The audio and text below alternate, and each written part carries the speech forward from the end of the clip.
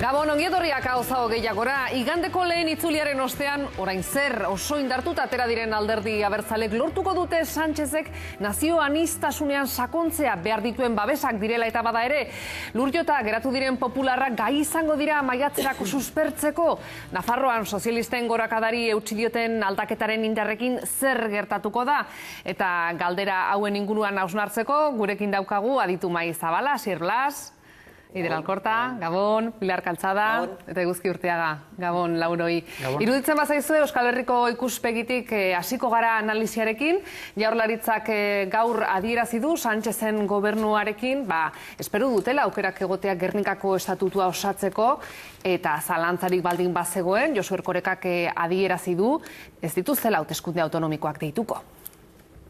Beti da lehendakariari dagokion erabaki bat, baina lehendakariak ez da urrundik ez digu horrelakorik planteatu. Beraz, hori deskartatu daiteke erabat momentu honetan, ezta?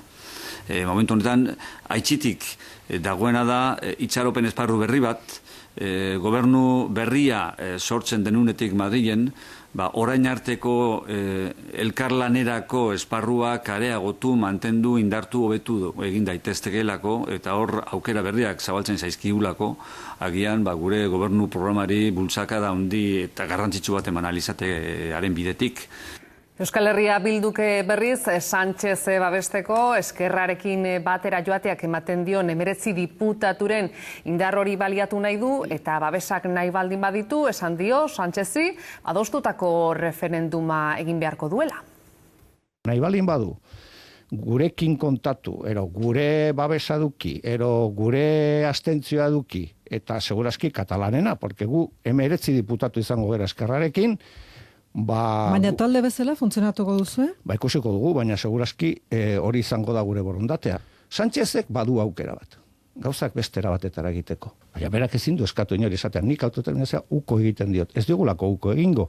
Orduan, esaten duena da, guazen honetaz hitz egitera. Eta nire ustez badago formula bat, eta da, paktatu referendum bat. Eta Idoia Mendia, Euskadiko sozialisten idazkari nagusiak Sánchez ohartarazi du, esan dio, Euskal Herria Bildu ez dela fidatzekoa. Ez dira fidagarria, gainera ez dakigu zertara jolasten ari direnez, eta nik uste dut beti aukera badute ikurrina eta eskubide sozialen artean aukeratzeko, beti aukeratzen dute ikurrinak eta ez eskubide sozialak. Solaskideok nola ikusten duzu, Sánchezen gobernuarekin izango da aukerarik nazio aniztasunean sakontzeko, ala presioak handiegiak izango dira. Zein hasiko da? Asier? Presio handiak egongo dira, behintzat zenbaki begiratzen behar diogu posible da. Ez da bakarrik posible, Erkorekak esplikatu den bezala egungo estatutua betetzea, baizik eta estatutu berri bat aprobatzea ere, bai. Lege organikoa da eta gehiengo osoa behar da Kongresuan eta kitxo, alde horretatik badago, gehiengo oso bat, seguruenik egon zitekeen aprobatzeko estatutu berri bat, PSOE, sartzen baldin bada, akordioan, PSOE, Podemos eta Abertzalek akordio bat egingo balute, hori Kongresuak aprobatu dezake. Beraz, zenbakiek ematen dute, areago ere, Alderdi Popularrak eta Voxek ez dute aldaketa konstituzional bat blokeatzeko aukerarik. Gertatzen hor Ciudadanos dagoela, ez da? Hau da teoria. Zein da praktika? Praktika badakigu, Espainiar nazionalismoa arrotuta egongo dela, eta bereziki Vox orain parlamentuan sartuko dela, eta alde horretatik, nire ikuspegitik, hor alderdi sozialista ez da arriskatuko horrelako operazio batetara, eta nazio aniztasunean ez detuzte aitorpenik egingo danik, edo aurrera pausurik egingo danik etorkizunean. Aitorpenetik aurrera pausuak egitera, egon daiteken hor graduazioa behar bada horretan bai jar daiteke itxaropena 4 urte, beti ere, pentsatuz, sortuko den gobernu berriak 4 urteko EPA agortuko duela, beti ere, eta zalantzaskoa, zalantzari gabe. Baino, graduazioan egon daiteke gakoetako bat, 4 urte oso denbora gutxi da momentu honetan lurraldetasunak ezartzen dituen era guztietako arazoak bideratzeko, baina pausu batzuk egin daitezke. Eta gutxienez, pedagogia berri bat egiten has daiteke, nik uste dut hor egon daitekeela jokatzeko esparru bat behintzat irekitzen dela kasu honetan behintzat zenbakiek horretarako aukera ematen dutelako. Baino beste behin ere ez dut uste matematikak politikaren lana egin behar duenik. Nik uste dut momentu honetan eta denbora luze xamar baten ibiliko garela taktika eta estrategiaren artean bereizi ezinik edo neurri handi batean. Orain momentu honetan gorteiatze fasean daudelako guztiak. Ikusiko dugu gero presio hoiei eusteko ze gaitasun duen egiazki alderdi sozialistak, ze presioak ja lehenengo momentutik entzuten ari dira eta nabarmen, ezta? Egonkortasuna esaten zaio ezertxo ere ez mugitzeari. Eta horren alde egiten ari dira, COE gaur goizean irten da, Banko Santanderretik ere mezuak oso argi eman dituzte, eta baita ere nazioarteko zeinbait edabidek, ezta?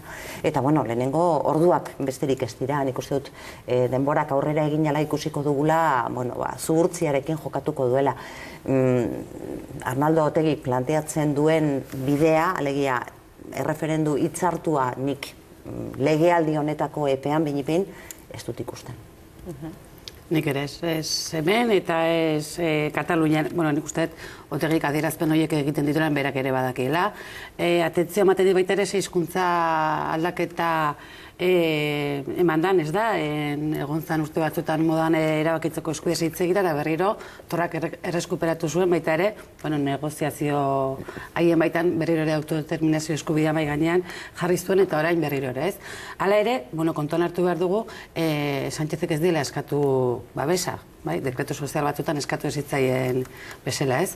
Hau da, investidurarako ez dutulako babes hori behar, beraz, bueno, momentuan, zuk esan duzun ez da, kortejo moduko bat da, baina nik uste, Sánchezek orain aurretikan beste 1500 buruko menditula, horrelako ez dakit auzi batean edo sartzeko eta askoz ez ere tripako mina handiagoa ematen diola Kataluniakoak. Eta nik uste baita ere, bueno, gradazio batean edo egongo garela, ez dakit gero sartuko gara Kataluniako emaitzetan, baina nik uste ezkerra lehena geratzea eta puntu batetara PSZ-ek zerbait adierazten duela baita ere herritarren aldetik.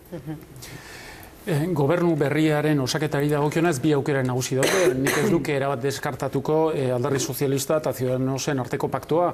Bien artean 180 eskaino dauzkate. Lehen deklarazioak badirudite ez direla ez bata ez bestea opzio horren aldekoak. Besteak beste gogoratu behar da ere presioak egon direla. Aipatu duzu patronalak zer nolako deklarazioak egin dituen garamendik berak gaur bertan. Europar Batasunak eta Junckerrek ere esan du, gobernu estable eta europear zale baten aldekoaren aldekoa direla, eta horrek esan nahi du, begi honez ikusiko luketela pakto hori, ez? Beste aldetik, argi dagoena da, oztopoak eta errezeloak badaudela, Ciudadanosek berak bere burua presentatu nahi du oposizioko lehen alderdi bezala, eta estrategikoki batez ere hurrengo hauteskunde municipal, foral, autonomiko eta europearrei begira, etzaio komeni, erabat lotzea alderdi sozialistari nahi badu azken finean, zentroeskuinaren lidertza asumitu, ez? Eta gero, bigarren aukera izango litzateke, gehien aipatzen dena, gobernu Frankenstein deitu den hori, datuak begiratuta horrek suposatuko luke alderdi sozialistak, Podemosek, EAJak, Koalizion Kanariak, alderdi regionalista Kantabroak eta Kompromisek 175 eskaino eduki dituztela, dauzkatela, eta orduan eskaino bat faltako litzateke gehiengo absolutua eduki alizateko. Horrek suposatzen du, ERZ-ek besteak beste abstentzioaren bidea aukeratu beharko lukela. Euskal Alderdi Jeltzaleak 6 diputatu izango ditu, Euskal Herria Bilduk 4, Eskerra Republikanak 15, Junts per Katek 5. Zer nolako pisua izango dute indar abertzalek Madrilgo diputatuen kongresuan? Izango dute eragiteko gaitasunik? Hori maila batean oso lotua izango da, zer nolako gobernuaren opzioa hobetsi egiten duten. Gogoratu behar da, oraindikan atzerriko botoak ez daudela konputatuak, eta horiek konputatuko dira maiatzaren 1 eta 4 artean. Horrek esan nahi du, eskaino bat aldatu egiten bada, horrek aukera eman liezaioke Sánchezi eta sozioak izango lirateken alderdiei, 176 boz edukitzeko.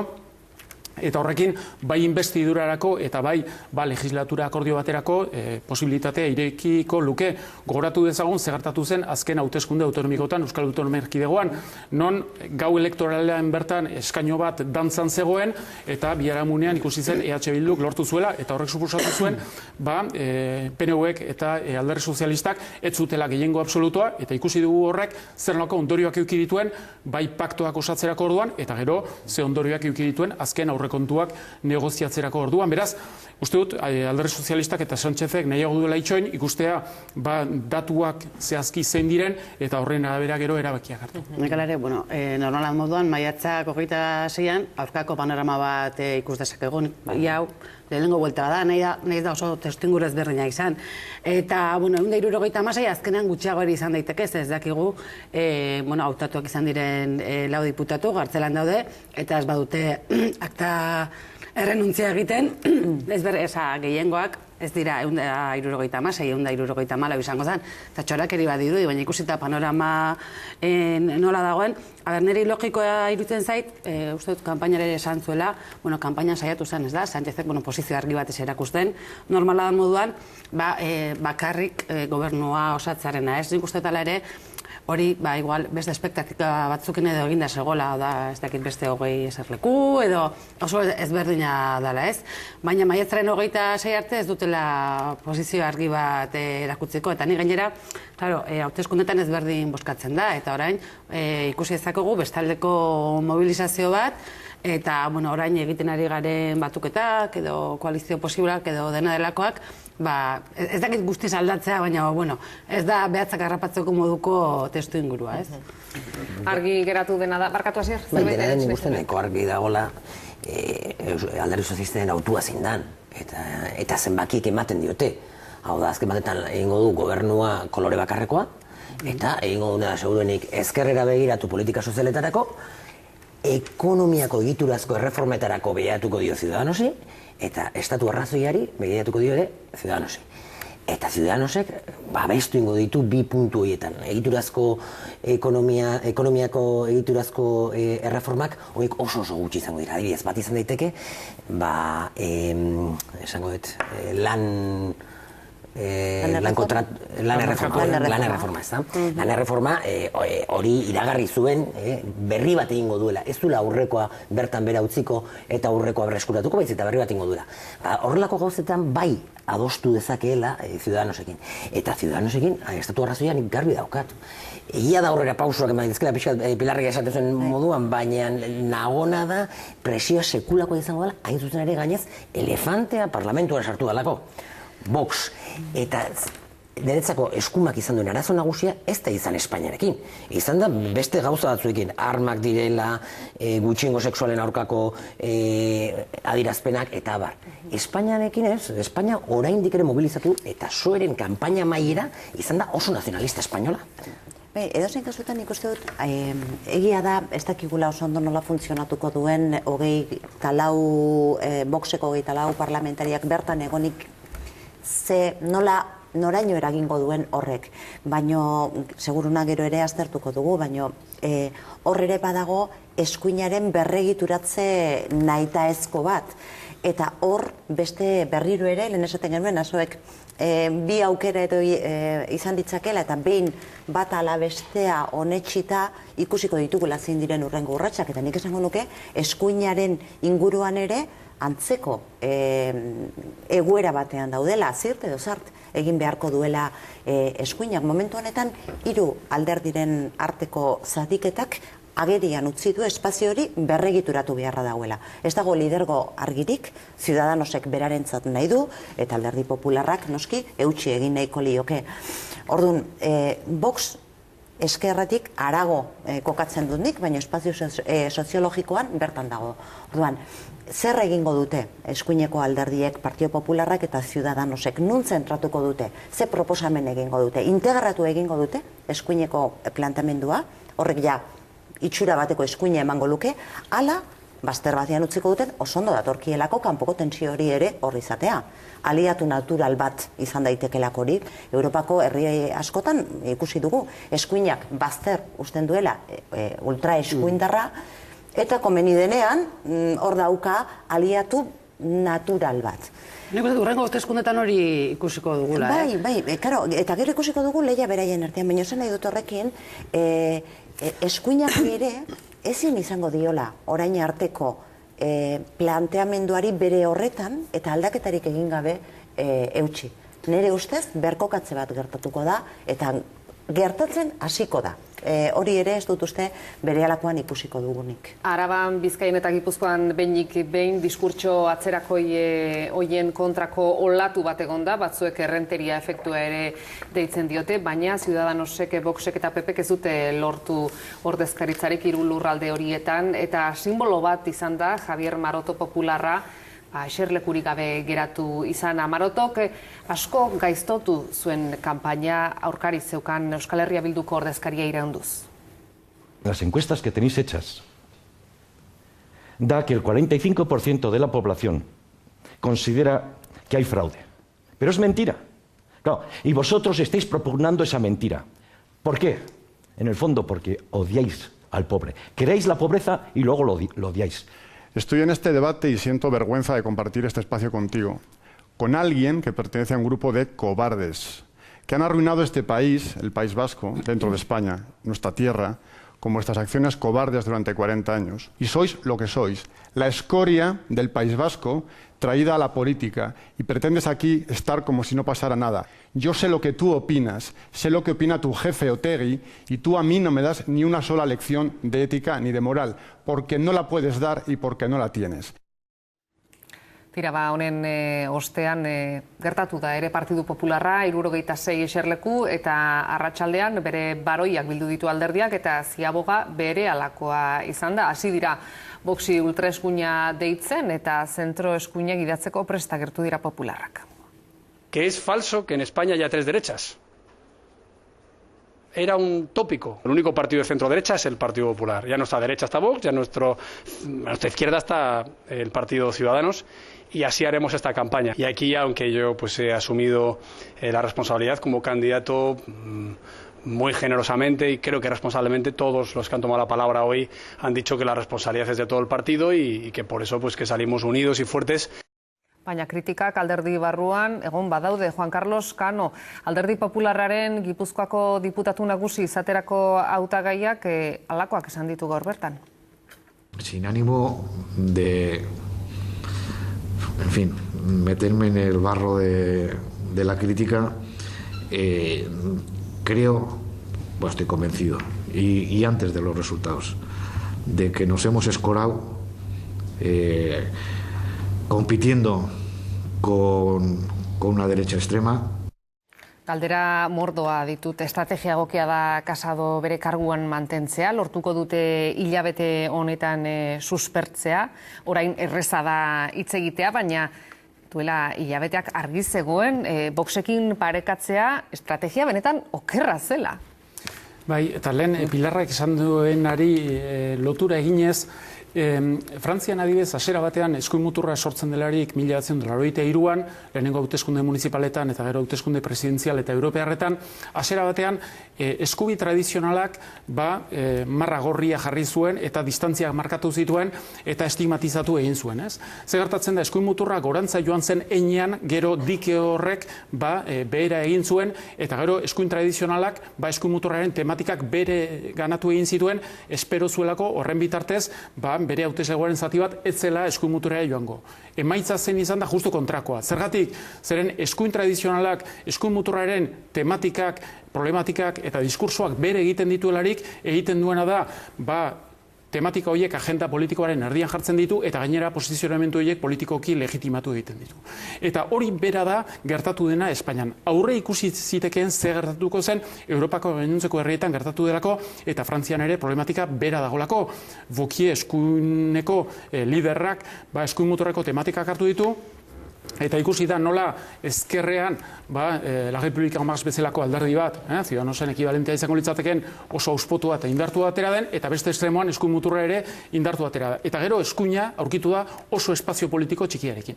Hori da preseski gertatu zaiona alderdi popularrari, eta hori aurre ikusi zitekeen hauteskundea gertatu baino lehenago.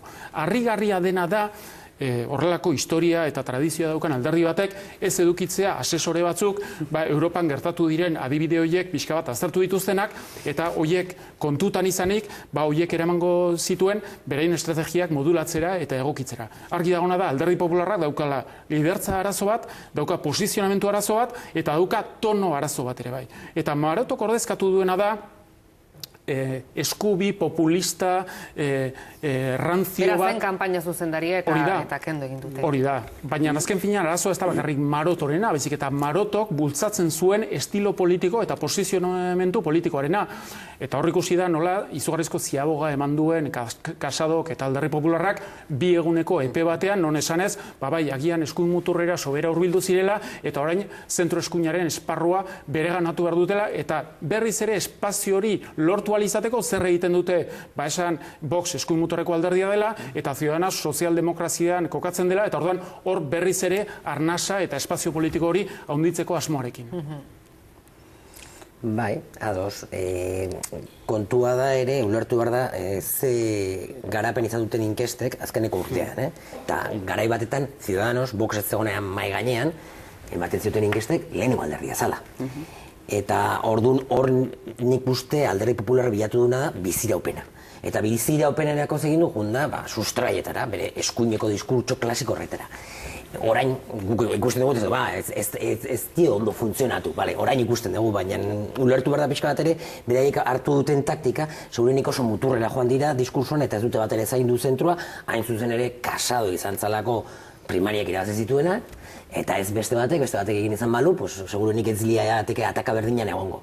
Baina ulertu behar da ze joko egondan hor. Eta gero hor Voxekin ere nik dakat duda bat, zeka, Voxena, esplikatu duen bezalaxe guzkik, nola jaio zen Fronte Nazionala Frantzian, Fronte Nazionala bezalaxe ere Voxek jaiotzerakoan ze egin du, eskuinean begiratu eta izatu. Eta eskuineko hauteslego batengana bideratu da. Front Nazionalak egintzun bezalaxe. Kontua da, hemen inteligenteak izango dira momenturen batetan operazio populista bat egiteko, ez dut egin operazio populistarik, Eta operazio populista zein da, joatea pixka bat ezkerreko boto emaileak eizatzera. Eta horretarako hori oso egin zuen Fronte Nazionalak eta urtez urte hobeto egin du eta ikusten dugu Marine Le Pen ezin da asoziatu bere boto emalea ezker edo eskumako boto emale bezala, denetik hartzen du. Eta hor daude pixka batakian txaleko hori dunen mugimendu horiek eta bar? Bueno, hori ja aparteko bada, nik horren nintzateke sartuko, ze txaleko horien mugimenduan ezkerti arrasko da gore bai. Orduan zaila da horren aritzen. Ez, baina Fronte Nazionala egia da momentuetan egiten duela operazio populista hori eta funtzionatu egiten diola. Voxek ez du egin. Eta Voxen emaitzak ez dira batere txarrak. Ia 3 milioi boto dira. Eta dauzka 24 diputatu dagoen hauteskunde sistemagatik. Baina 2 puntu gehiagorekin lasai asko jartzen da 50 diputatutan.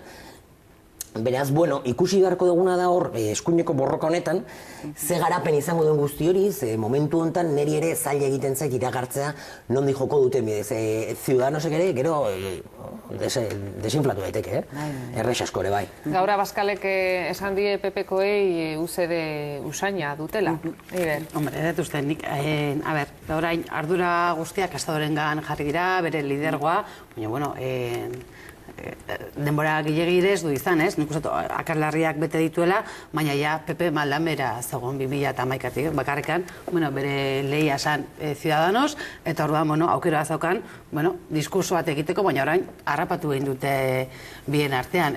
Hada, enaiz ardura kentzen, baina iruten zait, PP nora ezean ibili dala, gero barruan korrontes berdinak dauzka, zenbaitek, Esperanza Agirrek eta eskatzen zieten baita ere, berriro ere, nolabait, beste gai batzoi heldu berzitzaiela, azaldu berzutela eskumakoak ziala, baina batzuentzako baitera ridikulo izan da, berriro ere, adopzioa, abortua, gai horiek berreskuratzea Alderdi Popularrak, maila batean eurak ere gaindituak zituztenean, ez? Eta badirudi, hilabete, gutxi dala, ez? Gaur Marotok kendu dutela, kanpaina arduraduna izatetik, nik uste oso Alderdi Popular ezberdina ikusiko dugula. Uste, emaitzak oso ezberdinak izango direla, gero hauteskunde municipaletan, erkidegoetan ez dakit zein izango dan joera, baina nik uste akatz larriak, adibidez egin dituztela, kanpainaren hasieran, ze Casadok, bai, eskuana bota zuenen eta barrak, baina gero... Eta Suarezen adierazpen haiek eta bai. Eta bat bestearen atzetikan, eta gero nola da, Cayetana Álvarez de Toledo, eta barra eta izan dira, baina gero azkenengo eztabaidetan nik behintzat ez dakizuek, ala ikusi nuen Casado, beste tonu batekin ikusi nuen, agiaina berandu egizan, ez da?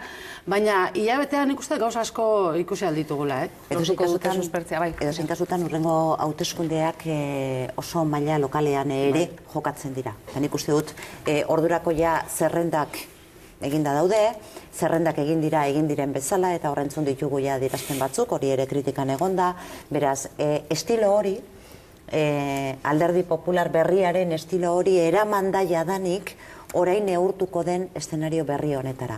Beraz, kontuz horrekin ere, bat nator, gauzak oso bizkor aldatzen dira, oraindik ere buruak funtzionatzen, niri behintzat funtzionatzen dit molde zarrean, ez da? Eta hilabete ez da ezer, hilabete izan daiteke eternidade bat, eta seguru nago gainera askori oso luze egingo zeiena hilabete hori. Oraindik nik uste dut badagoela Alderdi Popularrak ere gaitasuna izango duela hori egiteko, botu edo eserlekuak erdira jaitsi ditu, baina hala ere alderdi tradizional bata, egitura sendoko alderdi bata, ez da berria inolaz ere, denbora badu hori egiteko, baino aldaketa horiek bizkor egiteko, ez da eszenariorik onena udal hauteskundeak eta hauteskunde autonomikoak aurrez aurre izatea. Gainera, pasa ala ez pasa jokatzen du neurri handi batean, besteik ezpada ere, gero ikusiko dugu, udaletan eta maila autonomikoan ordezkaritza sendorik espadu lortzen, ekonomikoki ere oso larri egon daitekelako alderdia. Botere guztia galtzea ekarriko luke ziaboga horretan orain ez asmatzeak. Pilar, zuk jarri duzu diruaren kontua mahai gainean, eta saieste zina da, izan ere alderdi politikoak ere, batean enpresak dira, eta Partidu Popularrak lortu dituen emaitzak askarra horien ondorioz, jasotzen zuen diruaren 45% gutxiago, erdia gutxiago jasoko du. Mariano Rajoyrekin jasotakoa 19 milioi izan baziren, oraingo honetan 10 milioi terdi izango dira, eta PPek eta PSOek ere, bien artean, 60 milioi euro eskatu dizkiete banketxeei kanpaina finantzatzeko. Sekulako zifrak dira eta zein piso handia daukan diruak. Bai, batez ere, Espainian eskrutinio moduak egiten du alderdiek izugarrizko indarra eta boterea daukatela, partitokraziaz hitz egin izan da. Ez bakarrik hildo politiko horiek finkatzen dutelako eta zerrendak osatzerakoan erabakitzeko ahalmena handia daukatelako, eta horren hautetsiak autonomia gutxiago daukatelako alderdi politikoekiko, baina baita ere izugarrizko finantzamentu publiko handia jasotzen dutelako, esan duzun bezala, ia erdira jetxiko zaie finantzamentua, eta horrek alderdi popularra bezalako alderdi batentzat zeinek implantazio lokala daukan, eta liberatu asko dauzkan, eta egoitza dauzkan, eta horrek benetako arazoak planteatuko ditu, eta horrek barne reforma bat egitera bortxatuko ditu, berien funtzionamentua egokitzeko finantzamentu errealitate berri horri urrengo 4 urtei dagokionez, ez? Eta gero aurreko puntuari lotuta, nik planteatzen dudan galdera da, aurreko primarioetan alderdi popularrean de Santa Mariak irabazi balu, edota aldez aurretik aurre ikusten zen Feijóo batek asumitu izan balu alderdi popularraren lidertza, gainbera hain handia izango litzateke alderdi popularrei dagokionez, ni seguru nago ezetz. Aski da begiratzea adibidez, Galizian adibidez 2 probintzietan alderdi popularra da nagusi. Castilla-La Manchaen beste bitan, eta Galizian hobeto erresistitu dio. Oso txarrak atera ditu Galizian, Bai, baina lata guztiz ere, Feijóok representatzen duen hildo politikoari dagokionez, eta gainbera izan da Espainia osoan, baina modulatu ezkero, ikusten da, Feijóok ordezkatzen duen hildo politikoak, pase sozial handiagoa ere eukiko lukela, ez? Eta orduan, nahi dutzen zait, badagola beste puntu bat, Casadok eman duen ziaboga horretan hain denbora gutxian. Bata da sinesgarritasunarena. Alegia, alderdi politiko batek edo lider politiko batek hain denbora gutxian horrelako ziaboga ematen badu, horrelako aplomoarekin eta horrelako konfiantzarekin, jendeak esan dezake, baina ni pertsona horri bozkatzen badiot, ze garantia daukat baina hautatu izan da gero, hildo politiko horri helduko diola eta bere programa aplikatu egingo duela konprometitu dan bezala. Eta bigarren arazoa da konfiantza politikoarena. Eta sinesgarritasuna galtzen bada eta konfiantza galdu egiten bada horrek sistema representatiboa bera ere kolokan jartzen du. Eta iruditzen zait hori dela arazo nagusietariko bat. Eta orduan, Casadok aldatu dezake posizionamentua, autokritika egin dezake, baina hain denbora gutxian eta hain modu radikalean egitea eta batez ere kontutan izanik berriz ere kanpaina elektoralean sartuta gaudela, herritarrek daukaten sensazioa da erabateko oportunismo politikoa dagola eta bere burua salbatzen saiatzen dela maila batean. Hor, Galizian, kontutan izan behar dugu, alderdi popularrak funtzionatzen duela alderdi nazionalista bezala. Eta orain gertatu da hori, eta gertatu da ere historian beti. Gainberan dagoenean alderdi popularra Estatu Espainiar osoan, Galizian eutxe egiten dio gehiago. Eta hain zuzen ere, hain izan dituen emaitzak txarrena dira okera espaldi. Ni gaur, egon naiz, entretenitu da, Galiziakoak eta Valentziakoak begiratzen, eta Galiziako alderdi sozialistaren enbaitzak ikaragarriak dira. Gero Podemos eta kareuki duten nahastea eta Maria Bakarrik aurkeztua eta zaio ondo atera. Eta jaso duen jipoi horregatik, atzo aipatzen zen, ez da, Casadok dimititu beharko lukeen, eta bar, eta Feijoi ikusi izan da, horretik ez da, aukera bat bezala, eta nik gaur horregatik bakarrikan egon naizek Galiziako enbaitza begiratzen, eta, kritikoa agortu da, baina nik uste oso gaizki atera dela, Hau da, esan nahi dut Galizia izateko, nahiz eta estatu guztian. Eta gauzatxoa bakarrikan, blokeen inguruan, batzuk aipatzen zuten eskerrak irabazi du, eta bar, da. Aste da basa begiraten ez dira bat ere aldatu. Botu mailak ia pareko dira aldatu da, barneko indar korrelazioa eta lidergoa. Eskerra deitu aldugun horretan, Sánchezek lortu du posizioa argi ezberdintzea, Unidas Podemosetik, eta eskuinean PPK-ia galtzea. Baina, errealki, balantza hor jarraitzen du. Horregatik esaten dut, oso mugimendu gutxikin, municipaletan eta arkidegoetan eta abar, ikusi alditugula beste emaitza batzuk, eta hemendik hilabeteko hauteskunde gauean, guztiz kontrako zerbait komentatzen egon behar izatea. Eta diruari buruz? Horrekin lotuta, momentutxoa, diruari horretik, oain eiderrek esplikatu bezala bloketan ez da gehiagin mugitu. Ia pixka galdu duela eskumak eta pixka dirazi duela eskerrak, baina gutxi asko antzera daude. Gertatzena hor alderdi popularra, esatezuna eguzik, hipotesi kontrafaktiko bada, ezin dugu frogatu ze gertatuko zen. Baina ikusten baldin baditugu emaitzak, 2.007.000 boto Voxek lortu ditu. Horiek ez zituen eskuratuko diskurso moderatuago batekin, eta kaso ere galdu zezaken lortu duenetik. Orda, baina ez baldin badegu, 2 milioi horiek gehitzen baldin badizkigu alderdi popularren 4 milioi eta piko luze horietara, badauzkagu ja, alderdi popularreko botuak azkareko hauteskundetan. Orduan, azkenean ere, ze diskursok mobilizatuko zuen gehiago. Soraya Sainz de Santa Mariarena, ez dago jakiterik. Horregatik iruditzei pixka, eta are gehiago pentsatzen dugu, endela urte bete, lehenengo Ciudadanos ala inkestetan. Botoen erdia galtzen baduzu eta geratzen bazera 76 eskainorekin eta 71 galduta, hori da izugarrizko eraldaketa. Hori ez dago dudari. Matizi gabekoa. Hipotesiak egiten ari gera, baina badaude Europan beste adidatzuk non estrategia antzekoako betzi eta ikusi da zer nolako emaitzak izan diren. Vox ezerezetik oso denbora gutxien pasada esan duzun bezala, lehen 46.000 boto zeuzkan. Gero azken hauteskunde autonomikotan Andaluzian 400.000 pasa zen, eta hortik gutxira 2,6 milioi. Esan nahi dut, izorraizko kopurua dira hain denbora gutxian.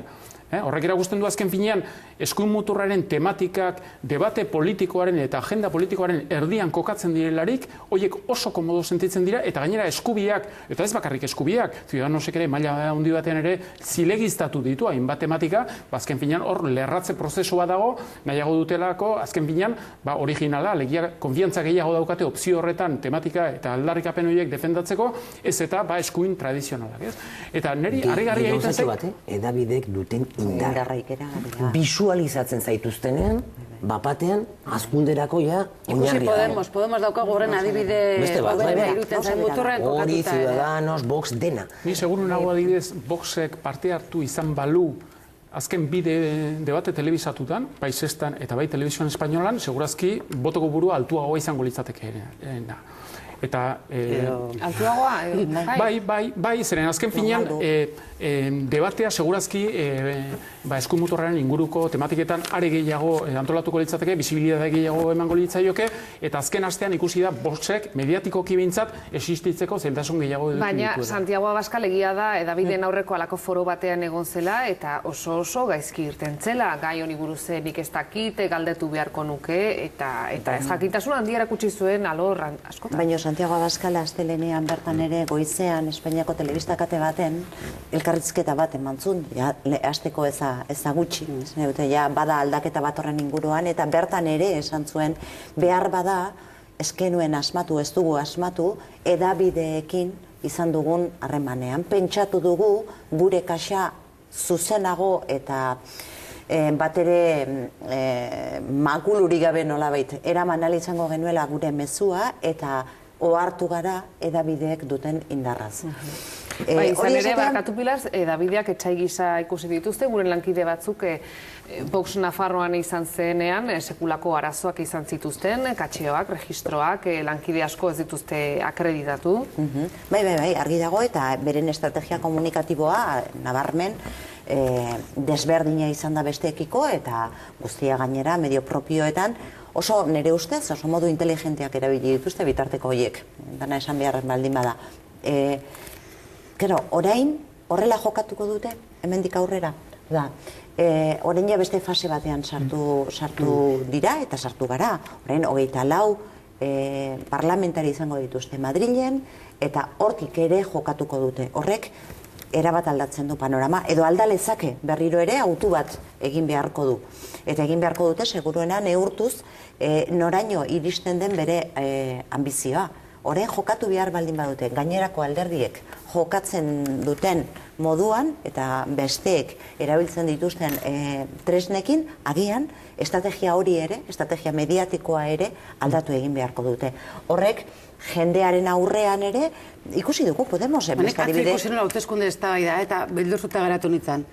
Hori bada aurrengo estrategia, diskursoa eta bilatzen dezuena politikan, zalaparta, ez nuen entzarez proposamen bat, ez eduki bat, zerbait, ikaragarria izan zen, eta klaro, ja, hor dauzkate, 24 diputatu, ordezkaritza, eta ansegon beste bat, bezala, eta ia boikoteadore profesionalako ez dela ez dakit gero kongresuan daudeneaz rol hartuko dute, baina ikaragarria iruditu zitzaidan. Baina Podemos aldeak alde, baina Podemosek oso denbora gutxian egin du viaje hori, plazatik parlamenturako viajea, eta badakigu, nabarmen da, zein izan den instituzionalizatzeari dagokionez horren emaitza.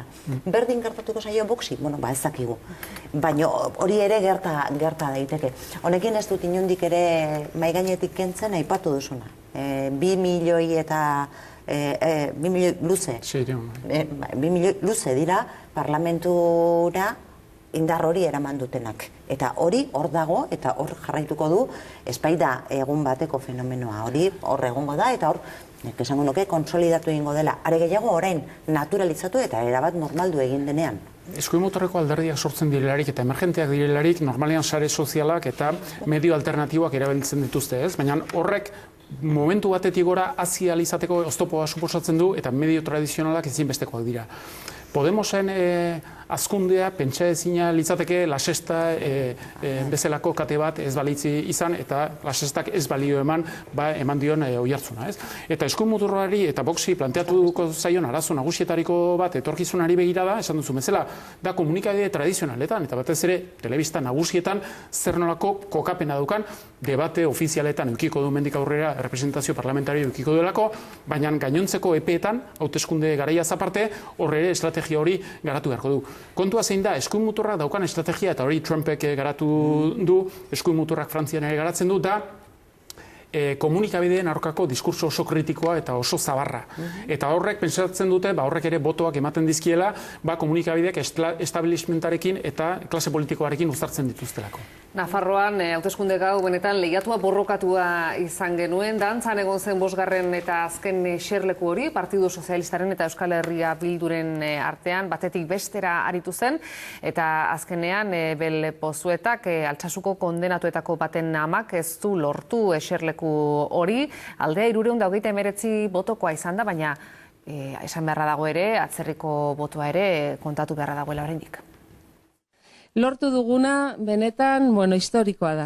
Eta pentsatzen genuen, edo buruan bageneukan lortu behar genula eta lortu dugu. Es un resultado que avala el proyecto innovador, igualitario y modernizador que lidera Pedro Sánchez, que es el mismo proyecto que nosotros queremos liderar en Navarra dentro de 4 semanas.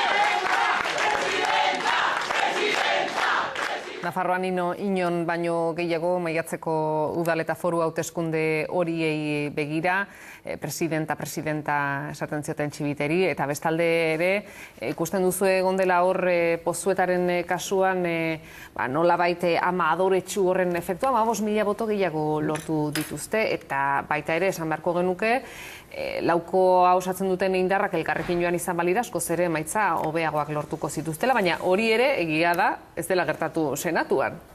Gauza asko ditugu aztertzeko. Ez gainera, batuta jutarena beti asumitzarena gehi bat, laudiala, askotan, adibide ugari ditugu ez dela beti horrela, eta atzo, Nafarrako emaitzak eta dena bloketan ez da interpretatzen dugunez, eta laukoa eta ere, gauzak ez dira gehiegi aldatu ere.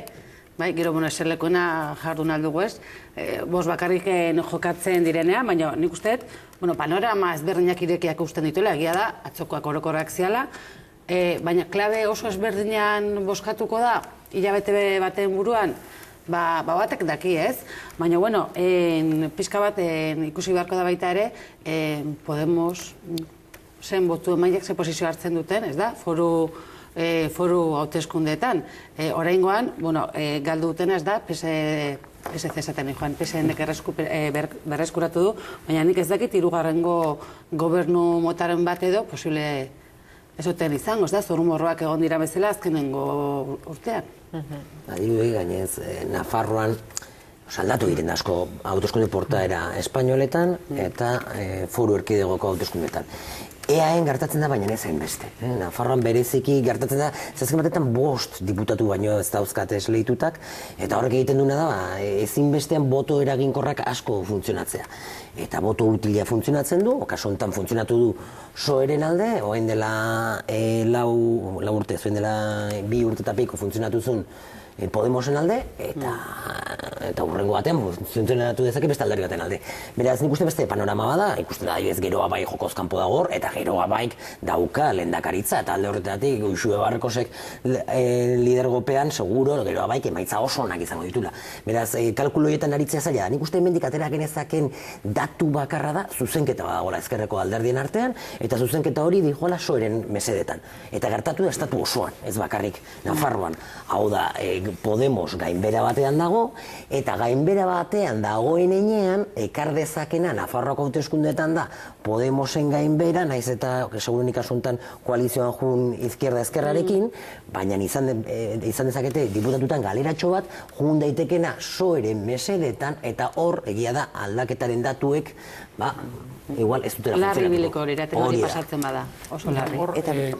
Alderdi abertzalek biek bozka aldetik goraka dat ezagutu dute. Aipatu zuen bezala EH Bilduk 15.000 boto irabazi ditu, baina geroa baik ere 8.000 boto eskas gehiago lortu ditu. Horrek esan nahi du azken finean, biek azkunde bat ezagutu dutela, alderdi abertzaleak, bai Euskal Autonomia Erkidegoan eta bai Katalunian ezagutu duten bezalaxe, ez? Nire galdera da, bi alderdi abertzaleak bat egin balute, naiz eta ezin diren boto horiek erabat gehitu, baina lata guziz ere, akats margen batekin, pentsa daiteke eskaino bat gutxienez aterako luketela Nafarroan, ez? Hori, senatuan egon zen refleksio hori, eskrutino modua diferentea da, bazekiten azken finean lehen alderdia bezala ez bat ziren aurkezten nekez aterako zutela senatari bat edo 2 edo 3, eta ez dute erreflexio bera ereman hauteskunde generalei eta kongresurako hauteskundei dagokionez. Bat 2011an bi diputatu atera zituzten abertzalek, 52.000 boto, geroa bai, 57.000 Amaiurrek. Hau da, boto gehiago atera zituzten eta funtzionatu zuen. Amaiurrek atera zituen 2011an, emaitzarik hoberenak, bai autonomia erkidegoan eta bai Nafarroan, eta hauteskunde hauetan, naiz eta Euskal Autonomia Erkidegoan EH Bilduk 298.000 boto eskuratu dituen guztira, ez da iristen inundik inora 2011an Amaiurrek lortu zituen bozkekin. Eta gero ere ikusi behar da, gero bain, segun eta kandidatua zein den horrek ere eragina daukala. Seguru naiz, adez, kandidatu Uxue Arkoz izan balitz, agian ere, gero bai, kasoz ere emaitza hobeak aterako lituzke, bai portzentaietan, eta bai boto kopuruari dagokionez. Orduan, hor variable asko ere jokoan hartzen dira. Iruditzen zait, Alderdi Abertzaleak jakin behar dute egokitzen bereen estrategia modu eskrutinoari eta hauteskunde mota bakoitzari hasi dira egiten. Hauteskunde generaletan edo europearretan egiten dute, aliantza sistemari dagokionez berria izan da EH Bilduk besteak beste ERC-rekin lortu duen pakto programatiko hori, ikusi beharko da gero ia talde parlamentario amankomuna lortzen duten eta ia posizionamentu berdina daukaten bai investidurari dagokionez eta gero gobernagarritasunari dagokionez, baina iruditzen zain Nafarroan bereziki abertzaletasuna minoritarioa delarik ezin du logika bera mantendu abertzaletasuna majoritarioa delarik bezala. Eta minoritarioa da bai iparraldean eta bai Nafarroan. Eta horrek suposatzen du estrategia hori modelatu beharra daukatela eta ikusi da kasu honetan gutxigatik bada ere abertzaleak geratu direla diputaturik gabe Nafarroan. Apuntetxoa baino ez, nik uste hain zuzen ere egun abertzaletasuna Nafarroan ordezkatuta dagoen moduan onuragarria dela abertzalentzat. Ze jute baldin bazea kontzentraziora zure esparru ez dezu zabaltzen. Geroa bai, eta EH Bilduk egin dutena, edo garai batetan Nafarroa iren bitartez egin zan ere bai izan zen, zabaldu merkatua. Eta geroa bai, eta EH Bilduk egiten badute koalizio bat, geroa bairen zabaltzeko gaitasuna txikitu egiten da. Baina boto kopuruetan segurazki boto gutxiago aterako lituzke, baina eskaino bat atera. Baina horrek eragina dauka Nafarroako hauteskundeetan, ze jaur duan identifikatzute geroa bai Alderdi Abertzale aratz bat bezala. Ikusiko orain Ezkerra eta Bilduk ere, bai, ze emaitzanak, eta orain ikusiko dugu ja, gaur goizan esan du Arnaldotek, ikusiko dugu talde bakarra izango garen, esan nahi dut, aliantzak zentzu bat izaten dute, baina azkenean defenditzen dena ezberdina bada, bestela danak batera aurkeztuko lirateke ez. Egia da, numerikamente eserlekuarena, baina nik uste dut gaina Nafarroan oso espektro ezberdinetara jotzen dutela, Euskal Herria Bilduk eta gero bai. Eta batzeak ez lukela bat gehi bat egingo naiz eta minorian egon, baina proiektuak nik uste dut oso ezberdinak diala. Edozein kasutan, emozio gehiago jartzeko oraindik Nafarroako deialdiari, Navarra sumak ez du sumatzen genuena, ez? Bai, paso emango diogu Esparzaren adierazpen batzuei, izan ere, Navarra sumak irabazi zituen bozak foru erkidegoan, baina 20.000 boto galduta bi eserleku bai, baina kasu honetan UPN PP Ciudadanos batuketak ez zuen esperotako fruiturik eman, eta Navarra sumakoek bai irakurri dituztela emaitza hauek lehen itzuli gisa. El cuatripartito ha perdido las elecciones en Navarra. Las ha vuelto a perder. Y algo obvio también, pero que parece que a algunos se les ha olvidado a lo largo de toda la legislatura. Navarra no es nacionalista. No. Barcos tiene fecha de caducidad como presidenta en esta comunidad. Y esa fecha es el 26 de mayo de 2019. Pilar, gehiketa kenketa biakatu da. Bai, irabazi egin dute dutarik ez da horretan. Kontua da eta horra aipatu duzu eza oso desberdin bozkatzen dula Nafarroak deialdiaren arabera, denek, baina behar bada desberdintasunak agerikoagoak dira Nafarroan kasuan. Eta Navarra suma koalizio horren barruan UPNek bere plantamendu foralistari nola eutxiko dion ondoan Ciudadanos eukita, ez da bat ere garbi ikusten. Alderdi Popularra ikusi dugu, gainbera batetik nola edo ala Ziaboga Jesako urtegian eginda ere, berposizionatu egin beharko da bertan. Eta hiru alderdi horiek espazio berean ari dira nork bere krisiarekin lehiatzen. Eta horrekin plantamendu erakargarri bat egin behartzaio, nire ustez, aurreko 4 urte hauek pasa eta gero gustora xamar egon daiteken hautesleguari. Oda, ze plantamendu egin dezake momentu honetan Navarrasumak, ez daukat bat ere garbi. Nik uste dut Ciudadanosek erakutsi duen foru zaletasun bai, efimero hori, justo koalizioa aurkezteko egunean eta ordu laurdenez galderarik onartu gabe ere, nik uste dut faktura nola edo ala pasatuko duela. Hau da, oso normala den bezala gau horretan, atera dira, txinpartatxu, baino ez du, baturak ez du batu, eta urrengo deialdian oso zaila dute posizionamendu argi bat ematea, eta jendeak baditu bestela ere bestelako zantzuak. Nola ikusten duzuen, Navarrasumaren batuketa hori? Eta Voxen botoak gehituko bageniture bai, eskuin nazionalista espainolak jeitxe egiten du Nafarroa. Bai, hor, uste dut, debatea da, ia estrategia bat finkatzerakoan hobesten den eskainoak ateratzearena edo boto kopurarena jakinda, eta hori da, azken finean, bai, botoei dagokionez bere egingo du agian, baina eskainoak hori atera dituzte, bai kongresuan eta bai senatuan, eta horien planteamentua eta apostu hori zen. Gero, estrapolazioak egingo direla, jada egiten dira, ez bakarrik Nafarroan, askide ikustea diez, Bozento taldeko egunkariek zer nolako artikuluak idatzi dituzten, non hartu dituzten hauteskunde generaletako emaitzak, eta ja hasi dira trasladatzen horiek hauteskunde foral eta municipaletara. Konsideratuz, azken finean, hori izan zitekeela elementu fidagarri bat, eta kontuan hartu gabe alderdiak eta hautetsiek batez ere, eta hautesleek modu oso diferentziatuan bozkatzen dutela hauteskundeen arabera, orduan iruditzen zait. Oso ere gurean, ez da erremestekoa, hau da, orain modan jarri da, ez da oso ondo... Egunkari horiek egin dute gaur bertan, eta interesatuak zendelako. Irakurri ditut. Baina esan nahi dana da, orain modan jarri da esatea ez da nola erabakitzen dugun, hauteskunde bakoitzaren aurrean, ez? Hautesle razionalak eta baina, bueno, egia da, jende pilo bate boskatzen dula berdin autonomikak, municipalak, europearrak eta bar, bai, kalkulua egina dago, euneko gire iritsi daitekela, bai, aldatu dezakena bere botua, ez da, hauteskunde motaren arabera, baina, bueno, hori izan nahi dut, ez? Hemendik hilabetera eta naiz eta oso izaera ezberdinetako hauteskundeak diran, nik gogoratzen duela horrelako epe motzean ez ditu gaina hauteskunde ezberdinak izan, bai? Eta kostako da baita ere ezberdintasun hori egitea. Ez da urtebeteko distantziakin egitera bezala, baina egongo gara, beste pixkatan ikusteet paktu eta hitz egiten, eta barretaz, eta orduan, txip hori aldaketa egingo da, baina ez dakit horren besteako izango da. Baina Nafarroako kasuan, Navarrasumak izen arraroa hori ere bai, marka ikuspuntutik ere, razionalegia ez den hauteslearentzat ere, ez da horren evidentea zer bozkatzen ari zaren.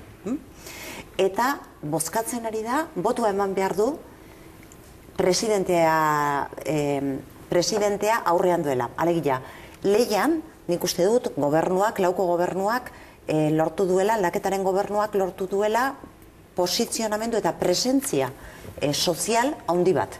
Orokorrean ondo baloratuta dagoena.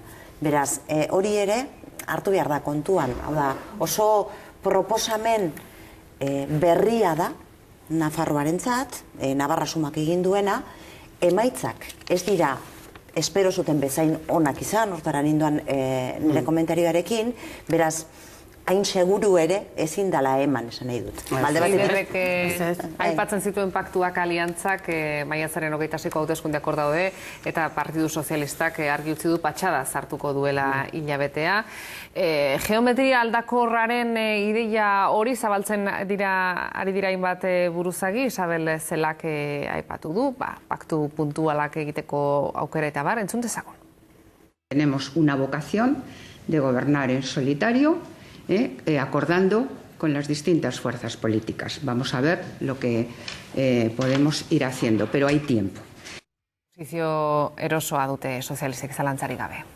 Bai, baina ni nahiko meskidatinez geometria variablearen planteamenduarekin. Teorian oso interesantea da, baina praktikan ikusten da gobernagarritasuna bermatzeko zailtasuna daudela. Gogoratu behar da, Zapateroren bigarren legislaturan zernolako zailtasunak eduki zituen, eta EAJaren 6 diputatuak ezinbestekoak izan zitzaizkion presupuestoak onartu alizateko.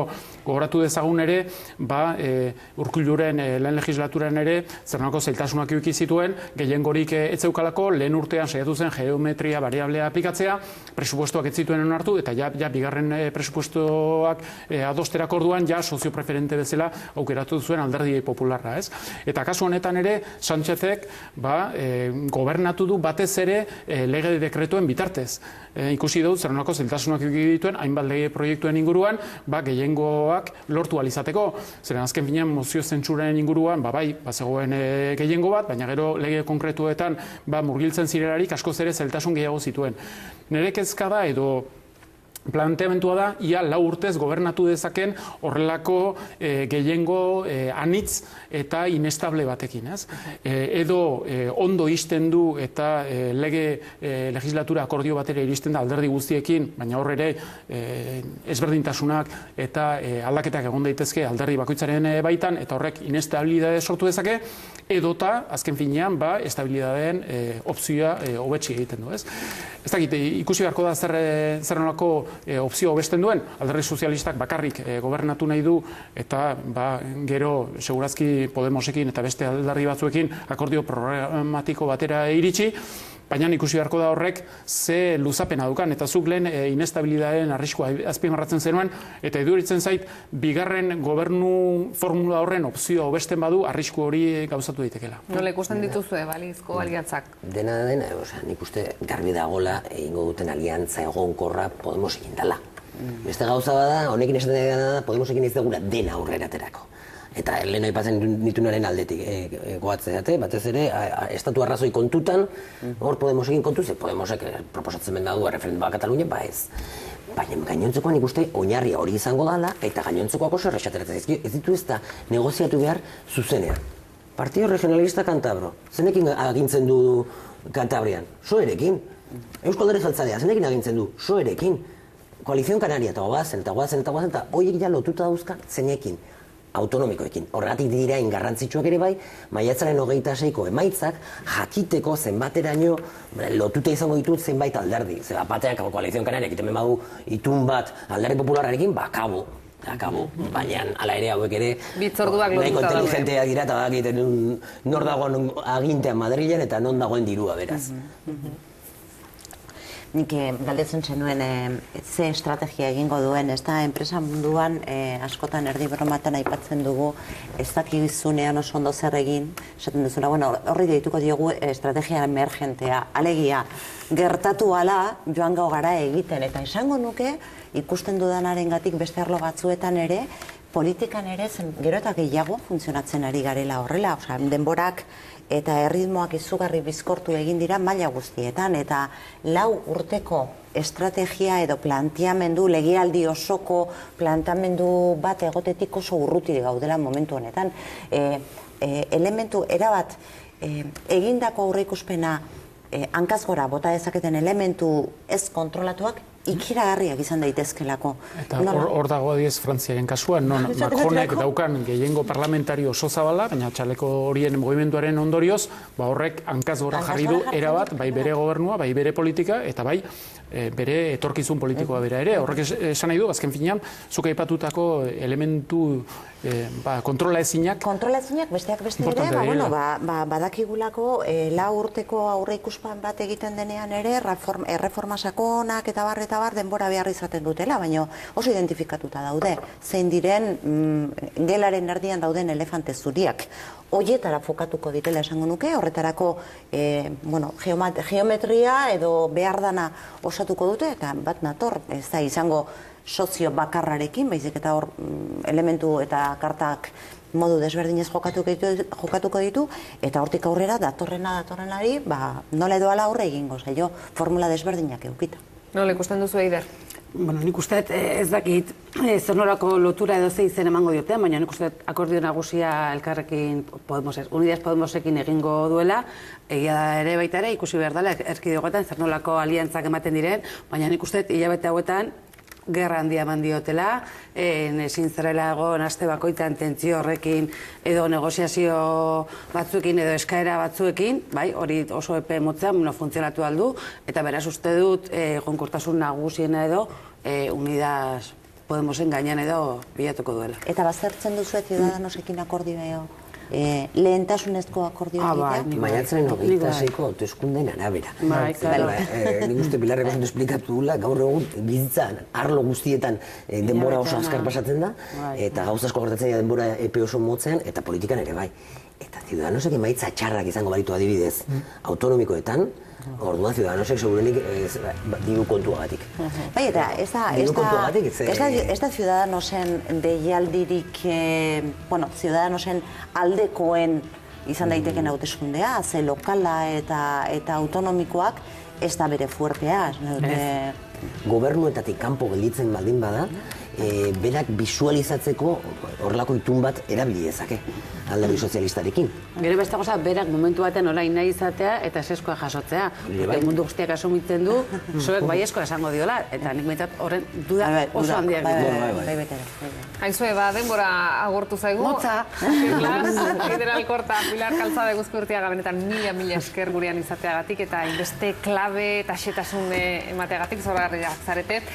Eskerrik asko ere etxekoi, eta datorren aste arteko ahoz-aho gehiago Europar Batasunari begira egingo dugu, izan ere ezin zaigu ahaztu bozketak ere hortxe ditugula ate joka. Eskerrik asko eta gaur nahi gara dezazuela.